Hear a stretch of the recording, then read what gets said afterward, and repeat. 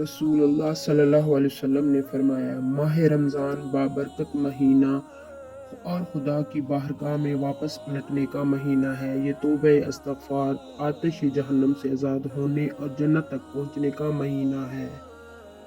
روزے کا بدلہ۔ رسول اللہ صلی اللہ علیہ وسلم نے فرمایا کہ اللہ فرماتے ہیں، انسان کا ہر عمل اس کی ذات کے لیے ہے سوائے روزے کے کہ وہ خاص میرے لیے ہے، میں ہی اس کا بدلہ دوں گا۔ بخاری شریف۔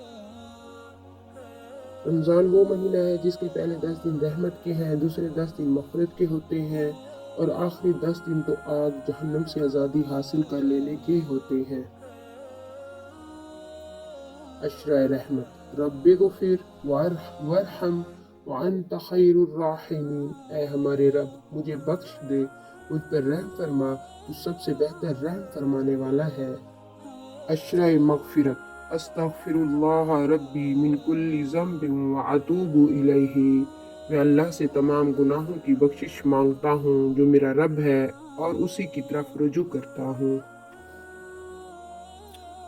عشرہ نجات۔ اللہم اجرنی من النار۔ اے اللہ، ہم کو آگ کے عذاب سے بچا لے۔